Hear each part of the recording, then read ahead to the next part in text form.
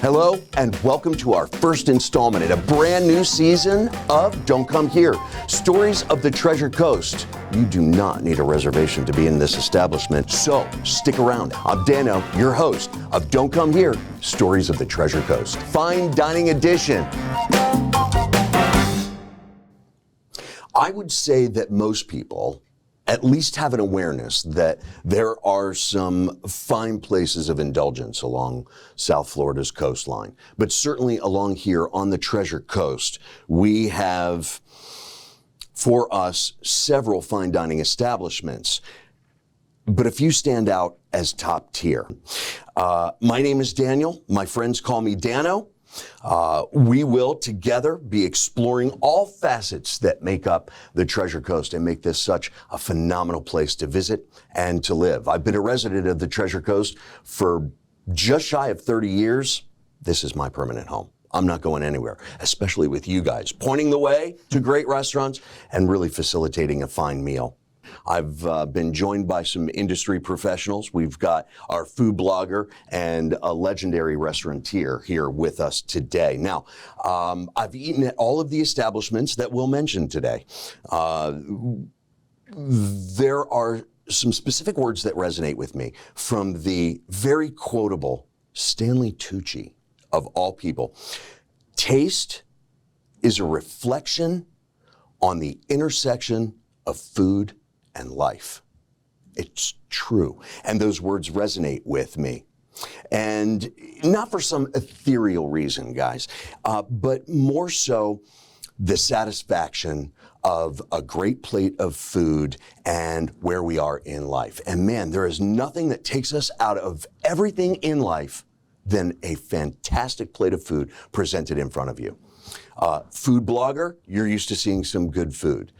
Restaurateur, legendary. Thank you. You're welcome. Kyle Greene is joining us here. You're the owner, proprietor, and dare I say it, don't blush too much, genius behind some fantastic establishments. You should. You deserve. You deserve to stand up and take a round of applause from our entire audience. And if you are watching, don't come here. These are stories of the Treasure Coast, joined by some industry professionals here. And we also have Thomas Miller, as I mentioned. He's our foodie guy. Thomas Miller, the host of the wildly popular Holy Grail Eats. Thomas, you're a reviewer and a professional food blogger. And to kick things off, I will go to Kyle Greene. One of our main focuses is, as we make our way around this table of fine dining nights, and we're going to get to the Holy Grail Eats, I promise you. The first question I have in the makeup, Kyle, and you've been instrumental in menus, and you yourself an executive chef of past, and now this empire that you're starting, which is phenomenal. The first question I have, with the makeup of menus, prices, and atmosphere, it establishes a fine dining experience, but I ask this question because there are different facets of the fine dining experience, and nowadays you've got restaurants that are disguising themselves as higher end food. They are. I witness it. I see it. I too was in the restaurant industry, so I'm capable, but I'm not behind the scenes the way you are. High-end sports bars, grills that serve finger foods that are gourmet, gastro pubs. We've got chain restaurants, good or bad. Some of those chain restaurants can hit you pretty hard in the wallet. And so, once again, I want to ask, what is it that sets fine dining apart from any of the other dining establishments that may try and disguise themselves as fine dining? That's an awesome question. Well, thanks, dude. Yeah, that is a great question, and I think you really hit the nail on the head, because you're 100% right. There's a lot of restaurants out there that do disguise themselves, and sometimes they don't even know they're disguising themselves. They're striving to have the best, whatever it is on the plate, right? The best recipe, and the thing with a recipe is it's essentially, for lack of a better term, it's standardized, but it's that cook or that chef that's making it that is going to bring life and excitement to that. So, all things being equal, recipes are recipes. So, techniques, there's a lot of skill from the chef that's involved, but that is secondary to the relationship with the guest and the anticipation that every team member in that building does from the moment that guest walks in to the moment that they leave, that elevates that experience, because people aren't going to remember what they ate. That's right. They're not going to remember who their server was. Chances are they might but chances are if they're coming in, especially if they're traveling, if they're coming in for their anniversary, they're not going to remember what they ate in time. They're not going to remember who their server was. They might not even remember the name of the restaurant. They're going to remember how they felt in that moment when they're there for their anniversary, their birthday, whatever it is. And so it's those little moments where just being of service and being of humble hospitality and servanthood, that's the difference. And so we really strive to build our culture around that versus our team looking at our guests and our restaurant like an ATM. Yeah. That's the difference. Very interesting. That's the difference. Metaphorically right speaking, that's one of the better ways that I've heard it stated. You can see that passion in every plate that comes out from the kitchen, which, if you don't mind, great answer. But if there's one thing that I'll take notice of while I'm doing any type of fine dining, and I would think that you're the same way, Thomas. We're looking for, and there's a key word. I don't know how you've been able to do it. I'll throw on my toque, I'll button up my chef whites, and I'll ask you, how is it with multiple restaurants, Kyle? The Oak and Embers Steakhouse, and that's on Becker Road in Port St. Lucie. You've got in St. Lucie West, you've got Kyle G's, the wine and oyster bar. Sensational. Thank you. And then, of course, your flagship restaurant on Hutchinson Island, Kyle G's Seafood and Steaks. Prime Seafood and Steaks. Prime Seafood and Steaks, and everything there is prime. I mean, serious, man, off the chain food. Thank you. I will ask you the question if you had an opportunity. Don't be embarrassed if you haven't. But if you haven't, man, bring the camera crew in. You'll be treating them to some serious delights. Okay, so consistency. Look, it's vital to running a business. But how do you maintain that consistency, Kyle, on plates that come out of the kitchen every single time and at multiple restaurants? How do you do it? It's not easy. It's not easy. But it comes down to leadership. Okay. And it comes down to, I can't be in every restaurant every day. No, you can't. Right. And so it would seem like you're there. We leadership is influence, and it's influencing those to want to do better and be better. So we strive really hard, and we put a lot of time and energy and focus on developing and cultivating our team members. Our head chef at the beachfront restaurant, yes, the 400-seat monster. Our head chef 5 years ago was our dishwasher when we started. Is that right? Yes, because we've built and developed along the way. Our head chef at Oak and Ember was a line cook with us, Prime Seafood and Steaks, 3-4 years ago. Built and developed along the way. So we're providing career paths for people. We're developing them, we're coaching them, we're guiding them, and so they know what to look for. They've been tried and tested, and we have other people, in the ranks that are coming up for when their opportunities are. So through leadership, through influencing our team and helping empower them and training them and teaching them and caring for them and their skill sets and not looking at them as a number or a cost center, but as our future.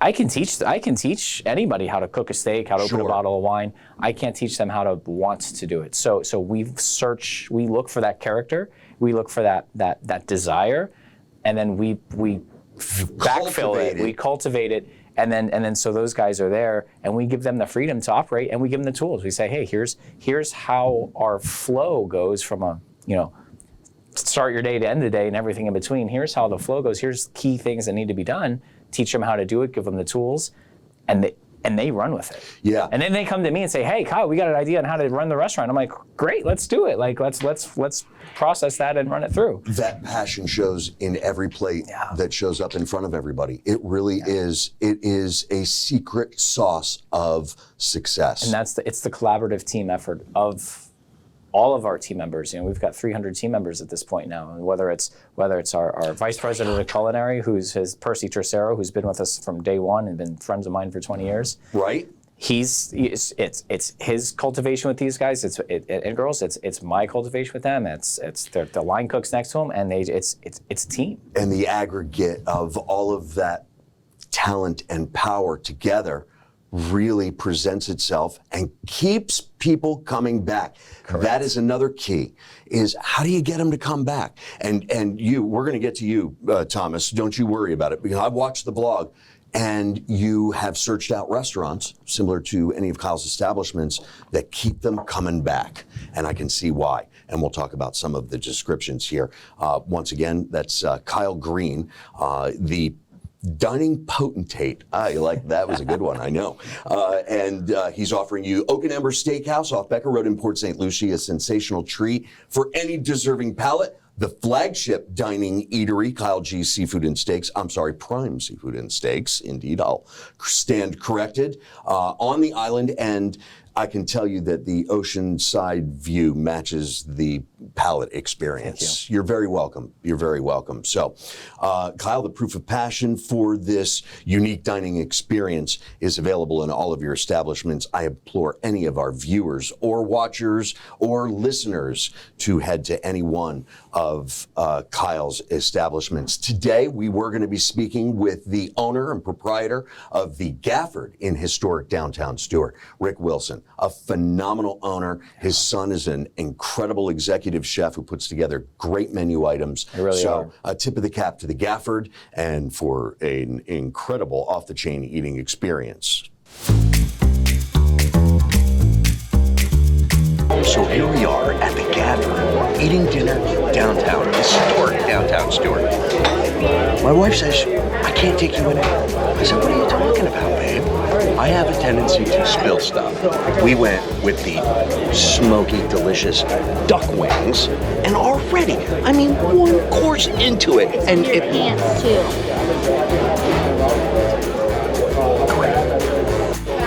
Oh my God, look at that meatloaf. Oh, and let's just drift over to this pork chop. Wow. I shall call her Charlotte, and I will enjoy that. What, babe? Charlotte was the spider. Oh, Wilbur. I will call it Wilbur. I will call him Ham Solo and Espresso. James. What was this called again? The vanilla bean pot de creme. Made Made at the Gafford. You're the man.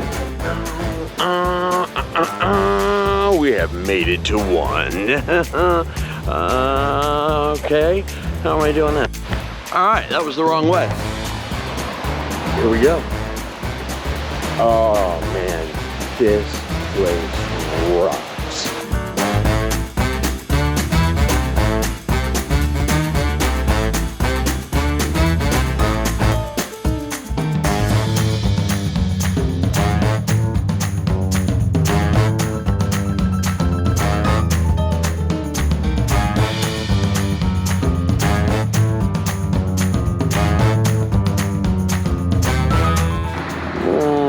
I don't want to leave.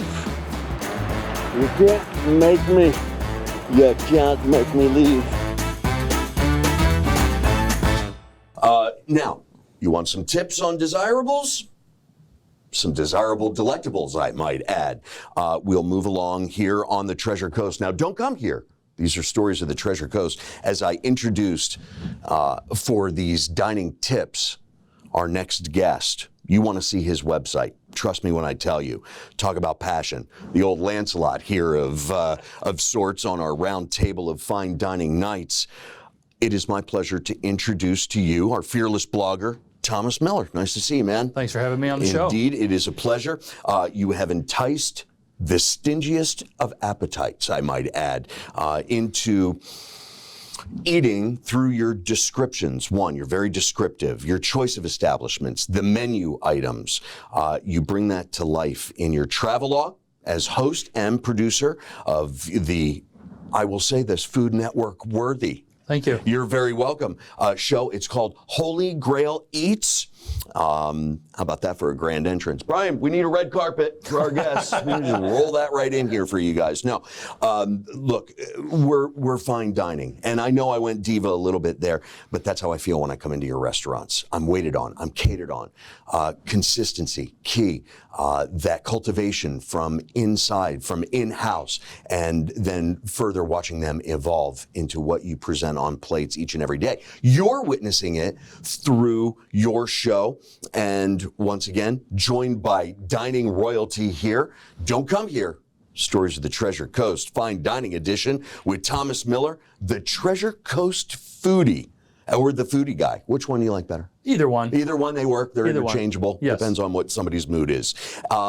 As a professional food blogger and host, you, sir, are in search of the Holy Grail appearing before you on a plate. Yes. Holy Grail Eats. That one bite that we all look for, that is the Holy Grail bite. All right. That brings the euphoria of that unbelievable flavor, texture, everything that goes with that. They are euphoric experiences. They are. I look directly at you, Kyle, because it truly is an incredible experience at any one of your restaurants. You have visited some restaurants that look like that heavenly experience. And if you visit the holygraileats.com, it's holygraileats.com. Correct. You will experience it for yourself. You bring that to life. Good job with your podcast. And the passion that appears on a plate is seen for sure. But this Holy Grail that you're looking for, I'm wondering, in your mind, Thomas Miller, how is it going to appear to you on a plate? Is it going to be on a gold plate? Will it be on a cutting board with a knife? Is it served with golden silverware? What is this Holy Grail we're looking for? A Holy Grail dish is more about the food than it is the plate. To me, take a blank canvas of a white plate and put the best, most colorful dish on there for me to enjoy and see and experience that. And it's taking the plate and spinning it and kind of enjoying the way the dish looks. Yeah, presentation. Presentation is huge. Every single plate that comes out of a kitchen of a fine dining restaurant should be, and this may be a new word, Instagrammable. Ooh, I think we have a new word, everyone. Instagrammable, we need to write that down. So you definitely want to pay attention to that. The second, of course, is the smells, the aroma. Oh, yeah. When they set a dish down in front of you and you get those smells. That triggers the mouth watering. Yes, it does. And then, of course, that first bite. Do you want to include a little bit of everything, or is there a certain part of it that looks better than others and you want to taste that first? Okay. And that first flavor experience is what we look for. And it's just the best part. Okay. Because usually you taste anything and the first bite is always the most flavorful, right? Most of the time. And that's going to be your main impression of that dish. Obviously, it's going to only get better, but it's that first bite that really sets the impression moving forward with the rest of the dish. And you can't make a first impression twice. And it's true even with a plate of food that shows up. Right. But the smells that you mentioned, and as it wafts up your nose, man, but every single bite and slice, and you want to go a little bit slower because, oh no, it's almost over. God, please don't let this be over. And the worst question, in my opinion, that you could ever ask an executive chef or somebody that's put together, what's your favorite thing to cook? That's not the question on the table. But I've eaten all course meals, appetizers. You dealt with some appetizers. The full course meal, you've dealt with some full course meals, right down to the desserts. What is it that brings that full dining experience into view for your customers, Kyle Greene? As far as from the meal throughout the meal A to journey. C. You start with your appetizer. It comes out. You've got a consistent plate. You've got delicious. Then you've got something maybe in between. Then you've got your full course meal. Then you've got this dessert. But the desserts match the meal. Sure. It's just as good. It's a continuation. It's one run-on delicious sentence. Strictly from a food quality standpoint, the best way I think I can answer that is just through the stylistic approach that matches the concept of the restaurant. So it's backed up by the integrity and quality of the food. So in our restaurants, we really focus on making sure that we find great quality product that we can just have tasteful simplicity with. Sure. Right? And so if you're at Oak and Ember, we took the fundamental idea behind it is the classic, New York City, Chicago style steakhouses. Oh yeah. But we brought in a lot of South American flavor and infused that into that to kind of give us our own stylistic flavor profile, but keeping the appetizers, the entrees, desserts, looking through that lens so that it's not too scary for people who don't live in South America and don't know what some of those ingredients are. Right. But having a nice little kind of flair on that, so we carry that all the way through the desserts, with integrity in product, with great quality technique. That's a good word. And that way we can just put great quality product on the plate. And if we have 200 covers, we can do it with 200 covers. We do it with 20 covers, and that way we don't lose that in the event that we do get busy, which is what we hope to be from a business model standpoint. I've never, in the famous words of Yogi Berra, nobody goes there. It's always packed. Right, exactly. And so, I think that's really kind of the starting point is making sure that from start to finish, whether it's appetizer, entree, specialty cocktails, wine lists, food, that it all kind of is marching to the same beat or is telling the same story through the food or through, like I said, through the glass, whether it's a cocktail, wine list, a beer list, et cetera, et cetera. So I think that's really where it starts.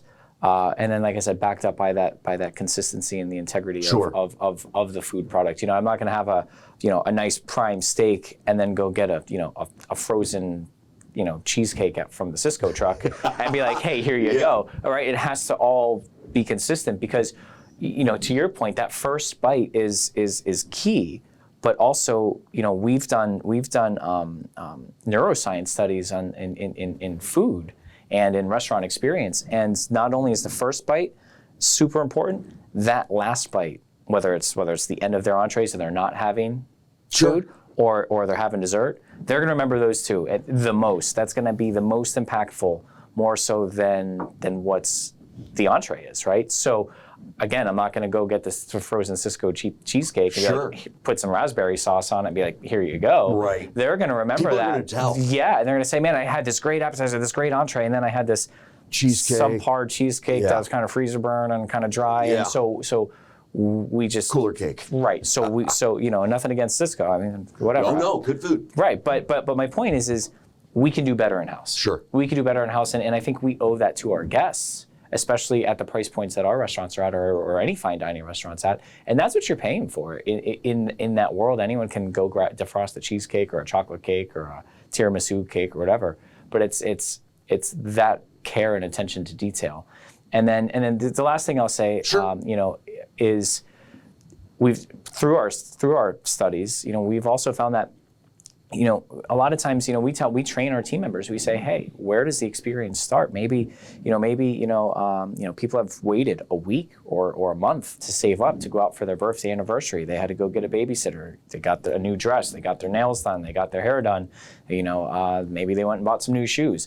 They're $400 or $500 in before they even walk in our door. And by the way, they look fabulous. Right, they look great, right? And then they valet, and then the host stand. That's where it starts. So if we have negative experiences there, that the food psychologically tastes worse. Oh, interesting. So and this is proven science. This is proven, and so it's building that anticipation up from the beginning, telling the story through the food. And our servers, they say, hey, have you been here before? Well, our concept is, here's what we focus on. When we first opened on the Prime Seafood and Steaks, the first year, people, where's the pasta? And I said, well, it says Prime Seafood and Steaks on the door. Yeah, it doesn't say pasta. It doesn't say seafood. Olive Garden. Right, exactly. They said, well, you don't have, no, we don't. That's not what we focus on. We have a lobster mac and cheese. It's fantastic. You want it? No, it's outright. It's out off the planet. Yeah. So we had to kind of establish what we were and who we are, because a lot of restaurants, they'll say, oh, we're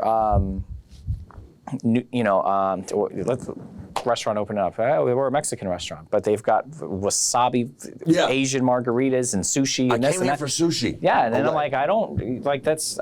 It doesn't fit. So that's where telling the story through the food is the key, and staying kind of on track, All right. if you will. Not only just the food is important, the experience. When the customer walks up to that front door. Oh yeah. Does the door look clean? Does it look maintained? The restaurant. Are you looking at the brass handles? I got it. And Not now, not all fine dining restaurants look pretty. I'll give it that. The food does stand out sometimes, but that full experience from walking up to the front, stepping up to the hostess stand, greeted professionally, seated when it's your time. a smile Yes. goes a long way. The waiters, the waitresses, the way they treat their customers, how quickly they come to the table. Does the crumb guy come and get the breadcrumbs off the table? It's all part of that fine dining experience and adds to the food. And as you said, psychologically, people they don't mind paying a little extra if they're getting that extra attention and elevating that experience beyond just the food. Agreed. And especially now, if it's carry on to that point, Please. It's expensive to go to the grocery store. It is. It's expensive to go anywhere, even if it's not fine dining. So what we're seeing in the industry and through the restaurant associations and stuff, what we're seeing is instead of people going to their 3 favorite restaurants now, they're going to they're going out less, but they're spending the same amount or maybe even more. So they're going to their 2 favorite restaurants. I got it. Per se, just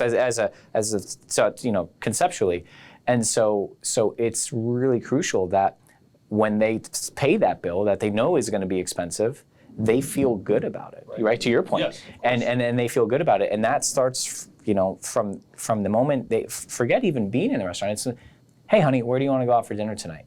And if you can win that battle there, that means you're doing something right through the experience standpoint, through the food standpoint. Because again, going back to what I said earlier, it's how they feel. That's right. It's how they feel about when they're in your restaurant, this, that, the other. If they come up, if your server comes up and says, "Hey, what do you want?" and you're in a a Caribbean style restaurant eating sushi, Which is an odd one. you're already confused. Right? And then they're like, hey, what do you want? Okay, cool, see you later, bye. And then Catch your own 40 fish. minutes go by, right? And then your food comes out, Right. and it's cold when it's supposed to be hot, or hot when it's supposed to be cold, and dry, or whatever. It's an off experience. And those are those restaurants that pretend forget. to be fine dining. Yeah, and you'll never forget. Or disguise. To the point back to the very beginning, Yes. exactly. What is your favorite meal to break down on the blog? Would it be the different appetizers that are available? Some are really gourmet, but then you get into some of the finer plates that you've eaten. You showcased and I'm going to bring it up again, a gnocchi carbonara. Man, that knocked my socks off on TV. I was wiping my mouth. I couldn't wait. It's difficult to nail down just one dish. Sure. No. I don't want you to think about one dish. I suppose the question is more directed towards, do you enjoy blogging about a restaurant? Do you enjoy blogging about the experience that's presented in front of you? You're good at all angles. Is it the meal itself? Or is it the entire experience? It's the entire experience. I mean, I look at it when I walk in the door. I'm shooting photographs. On the way in, I'm shooting photographs of the dining room, of the table experience, all the dishes, everything that goes along with that. Preparing that for I you. want my guests and my followers viewers to and convey the entire experience from start to finish. I want them to see what it's like, because they're going to get an idea. Oh, this is what the outside looks like. That'll help me find the restaurant better. When we go inside and take photos of the dining room, that helps them convey, okay, this is a fine dining establishment, or this is a moderate restaurant, and they know how to dress appropriately for that. And then, of course, showing them the food gives them an idea of what to expect. Kyle Greene, owner and proprietor of Oak and Ember in Port St. Lucie. Is it Oak and Ember? Embers. Oak It's and Ember. Oak and Ember Steakhouse. It's Oak and Ember Steakhouse, which flows much easier. Thank you. Also, the flagship restaurant, Kyle G's Prime Seafood and Steaks on the island, Hutchinson Island. And as well, we have some coming soons. I know that. I saw some signs. Good job, Kyle. Thank you. As well, Kyle G's Wine and Oyster Bar in St. Lucie West. We also are joined by food blogger, the foodie guy, and host of Holy Grail Eats. Thomas Miller is here with us, and you guys did a wonderful job. Don't come here. Stories of the Treasure Coast Fine Dining Edition now is going to be pretty much wrapping up. The passion that you guys show is in every dish and your establishment as well. And for you, you can see that you're choosing some great dining establishments to review. I look forward to seeing new episodes of Holy Grail Eats. I want to thank you all for your dedication.